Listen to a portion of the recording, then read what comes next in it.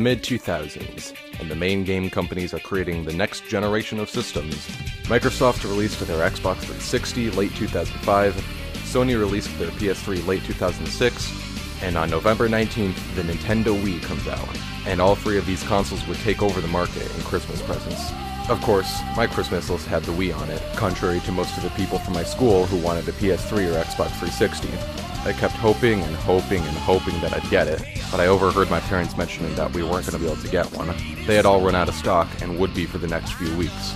Then, on Christmas Day, I was surprised with a fancy, shiny new Wii. Turns out, a family friend worked at a game store and was able to put one aside and give it to me as a gift.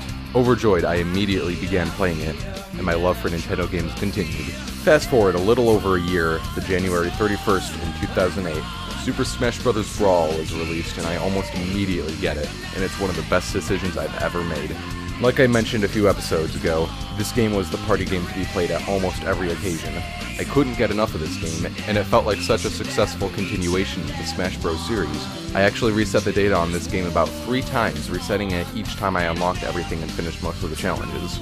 Of course, once again, I did get bored of it, but it probably took the longest of most of the games I played and reset. Now that that exposition is out of the way, let's begin. Once again, this game improved just about everything in Smash. Core gameplay changed only a slight bit, but I'd say for the better. Characters were much more light than they were in Melee, so you never felt like you were walking on a neutron star. While this did lead to characters feeling very floaty, it brought the game to a good equilibrium where it just seemed to kind of work. Of course, the most obvious things this game added are the new characters, stages, and items. All of the characters are a joy to play, the stages are pretty fun, and also got rid of the stages I hated most from Melee, and of course the introduction of the Smash Ball and Assist trophies, both of which were amazing ideas. The Smash Ball added the new element of challenge, having to fight over your opponents to get an item that you can only use once, and if used correctly can lead to a decisive victory. While I love the addition of many characters including Snake, Ike, King Dedede, Wario, and many others, there is a problem I have with the roster. I was sad to see the removal of characters like Dr. Mario, Mewtwo, and Roy, which coincidentally got put back in years later. I understand that Dr. Mario and Roy were almost duplicates of other characters, but I did miss Mewtwo, and always kinda grew up now realizing that some of these characters were duplicates. In case you were wondering why I didn't talk about the duplicate characters in my Melee video, it's pretty much because of that. I never realized it when I was younger. I honestly never even realized that young Link is almost a complete carbon copy of Link. Another thing this game did really well with was the ability to use so many different controllers, especially for people that moved directly from the GameCube to the Wii. Many games capitalized on this by letting the GameCube controller work, and Brawl was no different. Along with the GameCube controller, it let the player use the nunchuck and the classic controller, along with the regular Wiimote by itself. It was a really nice thing, especially since I never really had too many nunchucks, so even though it was the desired control scheme, I wasn't at a loss to be able to play the game with a bunch of people. It was a great idea. Something that should be adopted by some companies nowadays, Microsoft. Classic mode wasn't exactly changed a whole lot, except for the removal of Race to the Finish and that one trophy game, and making the 2 minigames both different Break the Targets. I do enjoy the new Break the Targets, although contrary to Melee, the Break the Targets isn't character specific. Aside from that, there's nothing too new in Classic mode, not much more to talk about it. Before I get to the biggest changes in the game, I want to just real quick talk about the biggest issue I have with this game, which I guess is good that this is the worst problem I have, although I don't really have any problems with most of the Smash Bros. Series. My biggest problem is the load times for just about everything.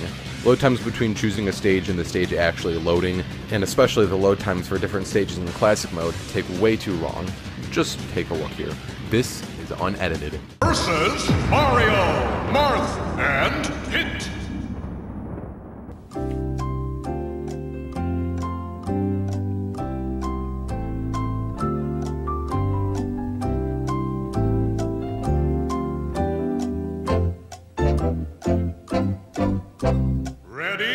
Yeah, it's a bit annoying.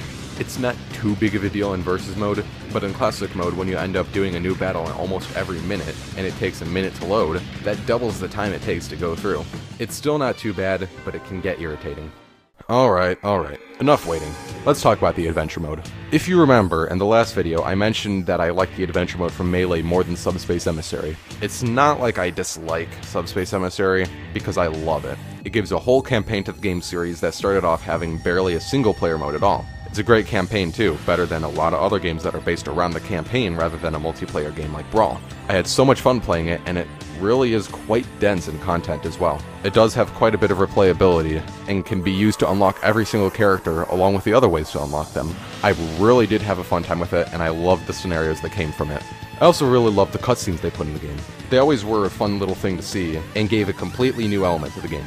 It's actually quite an interesting story around cutscenes, probably known by just about everyone that's played the game, but I'll still mention it, because why not? The creator of the cutscenes actually disliked the fact that people were putting the cutscenes on YouTube or other video sharing sites. He saw them as a reward to the hard work the player puts into the game, and having them on YouTube took away from the satisfaction.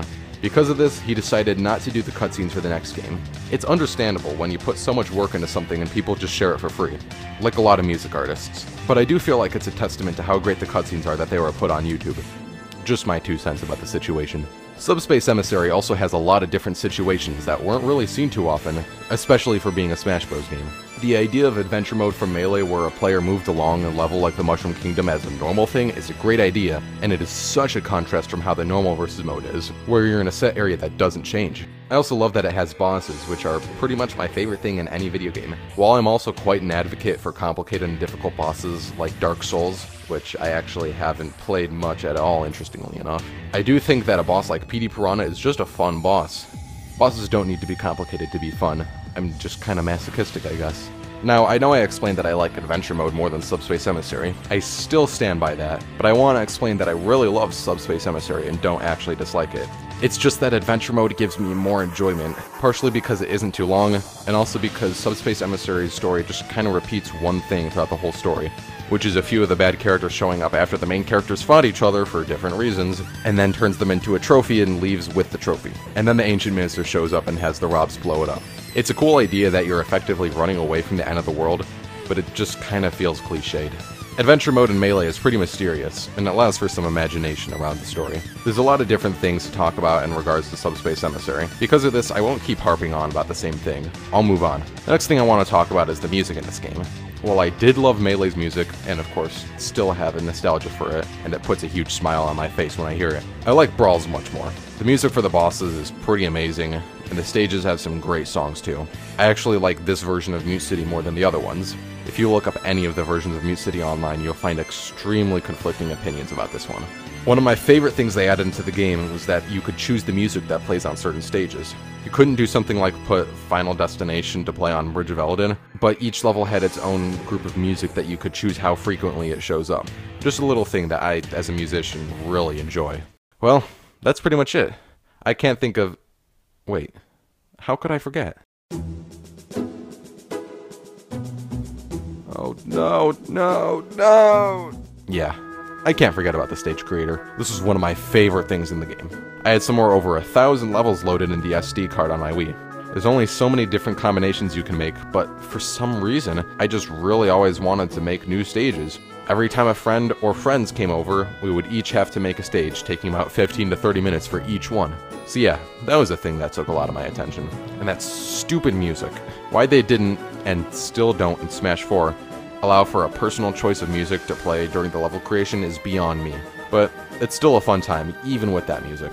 One of my friends and my favorite types of levels to make are actually ones that are just words. This is easier in Smash 4, but I really loved making these weird word levels. Not quite sure why, but I guess it was just me being out of ideas, but at the same time wanting to make more stages. I also made levels that I called Trapped, that went with about 100 different installments, all of them being a big square with spikes on the top so players would spawn on the inside. There was a small hole in the wall somewhere that you would have to get lucky enough to shoot an opponent through, and then it's tough to get back into the arena. They definitely allowed for a ton of time to play the levels, but they weren't exactly the most fun ones to play. Well, I'd like to keep talking about this game if I could. It's a great game, and even with this long video I didn't mention everything, like the events or the stadium. They didn't change a whole lot, so I didn't feel like it would be worth it dedicating a whole section to talking about them. I also could have mentioned tripping, which was mighty annoying, but I don't feel like that deserves too much time, other than it just seemed to pop up at the least opportune time. I could drone on and on and on about all the different features in the Subspace Emissary, or the amount of time I spent playing well, pretty much everything. But I won't, because I think at this point you understand my thoughts on the game. Is good. Well, those are my thoughts on Super Smash Bros. Brawl. I'd like to know what you guys think about the game. Leave a comment about it. Click the annotations on the screen currently to take you to other parts of the Smash Bros. In Retrospect series of videos. Thanks for watching, and I'll see you all next time.